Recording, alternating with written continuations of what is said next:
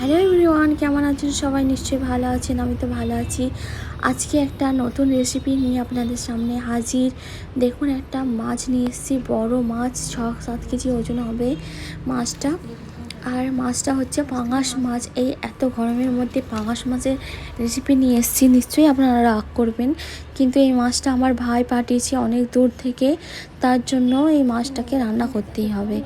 নাহলে ইচ্ছা করছিল না এত তেল চর্বিওয়ালা মাছ খেতে। মাছটা 6 কিলো ওজন ছিল, আর আমি কাটতে তো একদমই পারছিলাম না। এই জীবনের প্রথম এত বড় মাছ কাটলাম। প্রথমে মাছটা বটি করে কাটতে চেষ্টা করছিলাম, কিন্তু একদমই কাটতে পারছিলাম না। তারপরে আমার মা ছিল আমার সাথে, মা বলল যে কাটারি দিয়ে কাটতে হবে। তারপর কাটারি বার করে আমি কাটারি করে কুপিয়ে কুপিয়ে মোটা কাঁটাটা কেটে নিলাম। তারপরে আস্তে আস্তে করে পিস করে নিয়েছি, আর ঘরের মধ্যে মাছের পিসগুলো করে নিয়েছি, আর বাইরে ধোয়ার জন্য চলে এসেছি। আর মাথাটা তো একদমই কাটতে পারছিলাম না, আমার অনেক কষ্ট হয়ে গেছে মাছটা কাটতে। আর অনেক রোদ ছিল, অনেক গরম ছিল, একদম ভালো লাগছিল না। তাও কিছু করার নেই, ভাই অনেক দূর থেকে অনেক আশা নিয়ে পাঠিয়েছে। আর কেউ ভালোবেসে কিছু পাঠালে সেটা আরও ভালোই লাগে। খুব ভালো লাগছিল, অত দূর থেকে উনি এটা পাঠিয়েছে আমাদের জন্য। তারপরে মা রান্না করবে আজকে। মা বলছিল আমি রান্নাটা করি। মা রান্না করার জন্য যতটা মাছ দরকার ততটা মাছ নিয়ে নিয়েছে, আর নুন হলুদ মাখিয়ে দিয়েছে। আর আমরা দুদিকে দুটো কড়াই চাপিয়ে দিয়েছি গ্যাসে। এইটা রান্নার জন্য তেল দিয়ে দেওয়া হচ্ছে, আর তেলের মধ্যে জিরে আর কাঁচা লঙ্কা দিয়ে নুন দিয়ে একটু ভাজা হয়ে গেল। একটু ভাজা ভাজা করে নেওয়ার পর পেঁয়াজগুলো দিয়ে দেবে, আর একদিকে মাছটা ভাজতে দেওয়া হয়ে গেছে। অনেকটা পেঁয়াজ দিয়েছে, তরকারিটায় একটু মাখা মাখা পারা হবে, আর বেশি পেঁয়াজ দিলে তরকারির যে গ্রেভিটা থাকে ওইটা একটু গাঢ় হবে, সেই কারণে। আর এই যে মাছগুলো ভেজে তুলে নিচ্ছে মা এক এক করে।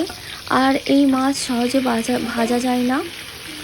তারপরে পেঁয়াজটা লাল হওয়াতেই মা দিয়ে দিয়েছে 2 চামচ মতো আদা বাটা, তারপরে লঙ্কা বাটা, হলুদ বাটা, ধনে বাটা, জিরে বাটা সব বেশি বেশি করে দিয়েছে, 2 চামচ করে দিয়েছে মশলার পরিমাণটা।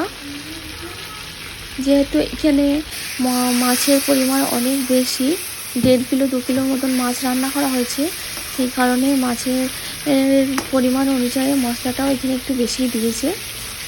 আর আমি এই মাছটা চচ্চড়ি বানাবার জন্যে আগে ভেবেছিলাম, তারপরে মা বলল না, ওরকমভাবে বানিও না, এই মাছটা অনেক বড় মাছ, প্রথমে এই রেসিপিটা বানিয়ে দেখো, খুব সুন্দর লাগে খেতে।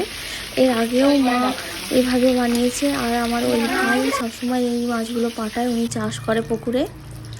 তারপরে ঝোলের পানি দিয়ে দেওয়া হয়েছে, ঝোলের পানি দিয়ে দিয়ে মাছগুলো ভেজে রাখা মাছগুলো ঝোলে দিয়ে দিয়ে এটা ফুটাতে হবে অনেকক্ষণ ধরে।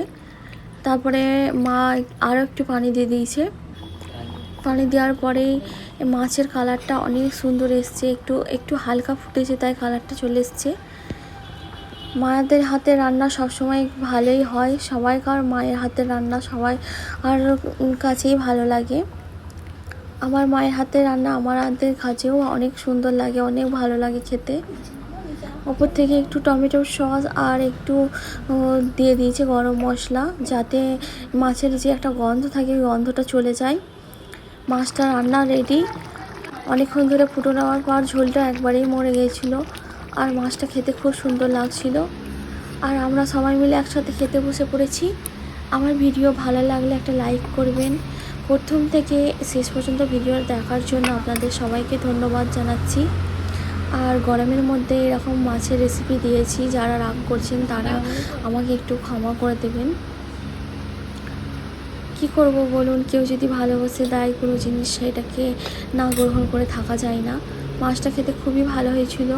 আমরা সবাই মিলে দুপুরের খাবারটা খেয়ে নিচ্ছি। Thank you so much.